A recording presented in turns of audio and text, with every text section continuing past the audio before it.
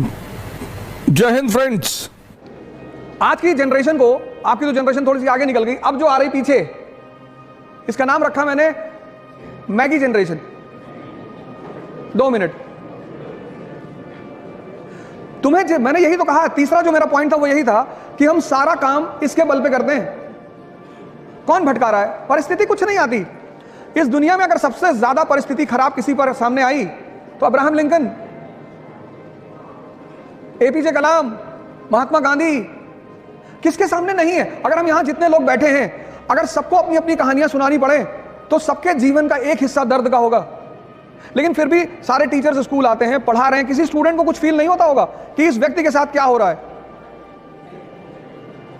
ये तुम्हें कौन, एक आईपीएस ऑफिसर है आज, उनके बारे में सर्च करना, कर्नाटक कैडर के रवि चंदनवारा, पढ़ना उस आदमी के बारे में। मतलब जमीन के नीचे से शुरुआत करता है वो आदमी, और एक कर्नाटक कैडर का आईपीएस, और ड्रीम तो पता नहीं क्या क्या है। तो तुम्हें अपने उस मन को मजबूत करना पड़े, वो तुम्हें बार बार भटका रहा है, उसे मजबूत करना है किसी भी कीमत पे। आज तक कभी आंख बंद करके अपने आप को समझने की कोशिश की? कितनी बार? 1 घंटे आंख बंद करके बैठते हो? हाँ, मैंने सुन इस बात को, बहुत अच्छी बात है। कहता कभी कभी मन होता है कि पहाड़ उठा लेंगे, और कभी कभी पत्थर नहीं उठता हाथ से। कितनी अच्छी, कितनी ईमानदारी से ये आदमी बात कह रहा है। तो सुनो क्या होता है उसमें। ये जो तुम्हारा सबकॉन्शियस, ये जो सारा ये मन ही तो है। हाँ, वो ऐसे चलता है, ऐसे पैराबोला बनाता है, ऐसे विचार फेंकता है, विचार। बस बस बस बस इसको पकड़ लो। कबीर ने कहा कि जो व्यक्ति अपने मन को अपना गुलाम बना लेगा, बस वही इस दुनिया पर राज करेगा। क्योंकि जैसे तुम्हें 4 बजे उठना है, अब तुम्हारी नींद खुली 4 बजे, अब इसने तुमसे क्या कहा कि 5 मिनट और। इतनी ठंडक में कौन उठता है? नेहरू जी 11 बजे सो के उठते थे। तुमने एक बात इसकी गौर की, जो काम इसे तुमसे कराना होता है उसके लिए बड़े अच्छे अच्छे एविडेंस देता है। ये कोई सिगरेट पीता है तो उसे कहता है नेहरू जी भी पीते थे, स्टालिन भी पीते थे। अरे स्टालिन नाली का पानी पीता था, पियोगे? बस जैसे ही तुम्हारी 4 बजे नींद खुले और ये तुम्हें राय देने लगे, उसको राय को पकड़ लो तुरंत कि अच्छा हम ही को समझा रहे हो। इस दुनिया में हर व्यक्ति अपने मन से परेशान है, लेकिन चूंकि वो उसे देख नहीं पाता, इसलिए दूसरे को परेशानी का कारण बताता है। 1 साल लगेगा। 14 साल में भगवान राम भगवान बने थे। मतलब भगवान बनने की विधि 14 साल है, 14 साल करना पड़ेगा। 1 साल में आईएएस। तो जिस देश में तुम संत रविदास को सुनो, मन चंगा, मन पे बात कर रहे हैं। तुलसीदास ने क्या कहा? जाकी रही भावना जैसी। ये मन तो तुम्हें हर बार, तुम्हें शादी नहीं करने देगा। अगर 5-6 लड़कियां एक साथ खड़ी कर जाएं कि इसमें चुन लो, फिर डिस्टर्ब कर देगा तुमको कि नहीं ये नहीं। वो तुमसे खेल रहा है और तुम उसको मजा दे रहे हो, तुमसे मजा ले रहा है। कभी तुमसे कह रहा है हिंदी, रामधारी सिंह दिनकर बहुत बढ़िया, और तुम दिन भर बैठ के सोच रहे हो कि हाँ यार रामधारी सिंह। यही तो मैं कह रहा हूं, डिसीजन लेना है तुरंत। जिस दुकानदार के पास जब जाते हो कोई सामान लेने, अगर वो सामान उसके पास नहीं होता तो पता क्या कहता है? साहब आजकल इसकी सेल नहीं हो रही है, बड़ी शिकायत आ रही साहब। आप साहब एक काम करो, आप साहब ये नया प्रोडक्ट है साहब बाजार में, बड़ा बढ़िया प्रोडक्ट है साहब। तुम उससे पूछो कि जो मैं मांग रहा हूं वो है? कि तुम बिस्लरी की बोतल मांगे, उसके पास नहीं है, कहेगा हिमालय का पानी ले लो। मैंने पूछा बिस्लरी है? कह रहा साहब बिस्लरी के पानी में बहुत शिकायत आ रही। मैंने कहा है कि नहीं? कहा भैया बिस्लरी नहीं। तो उसको मत खेलने दो, एक डिसीजन लो। और जितना बड़ा एंबिशन होगा उतना बड़ा खतरा होगा। खेल रहा है तुम्हारे साथ, कल से मत खेलने देना। डिसिप्लिन एक ऐसी चीज है जो कष्ट से ही आती है। जैसे बैठ के मत पढ़ो। मैंने ये डाइस ले रखी थी, मैं इस पे पढ़ता था। कम से कम 3 से 4 घंटे, 12 घंटे मत करना वरना स्पाइनल प्रॉब्लम हो जाएगी। कुछ लोग क्या करते हैं ना, अत्त मचाना शुरू कर देते हैं।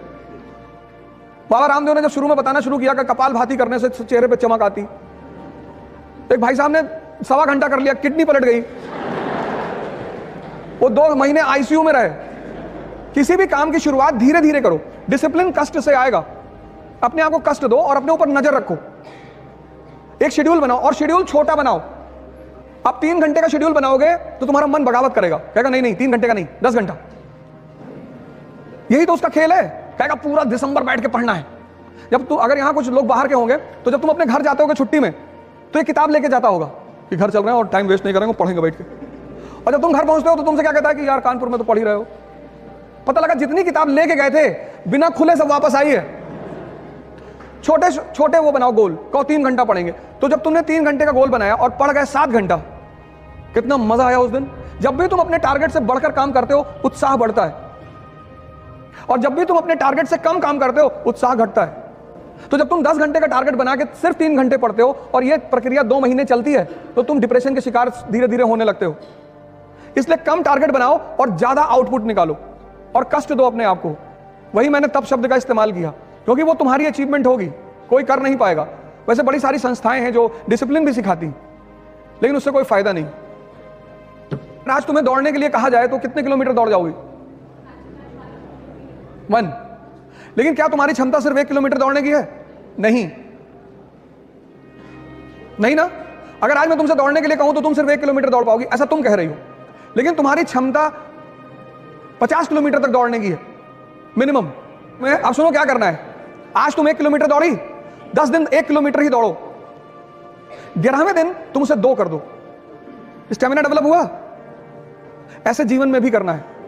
इस पे नजर रखने के लिए एक डायरी बगल में रखनी है। सीखने में टाइम लगता है, चाहे वो साइकिल चलाना सीखना हो और चाहे पढ़ना सीखना हो, उस टाइम तुम्हें देना ही पड़ेगा। साइकिल चला लेती हो? पहले दिन चलाने लगी थी? नहीं। जब तुम सीख जाओगी, अब तुम सीख गई तो हाथ छोड़ के भी साइकिल चला रही हो। एक डायरी अपने पास रखो और उस डायरी को भगवान की तरह पूजा करो उसकी। तुम्हारा शेड्यूल नहीं टूटना चाहिए। जैसे आज तुम्हें मूवी देखने जाना है तो तुम जाओ, लेकिन कल अगर तुम्हारा मूवी का शेड्यूल नहीं है तो भगवान भी अगर उतर के तुमसे कहे मूवी देखना जाना है तो तुम्हें नहीं जाना है। इसलिए बचपन में स्कूल में हमें एक बड़ी प्यारी चीज मिली थी, डायरी। डायरी मतलब डिसिप्लिन। तो ये काम करो, डायरी बनाओ और अपनी स्टेमिना को अपने हिसाब से आगे बढ़ाते चली जाओ।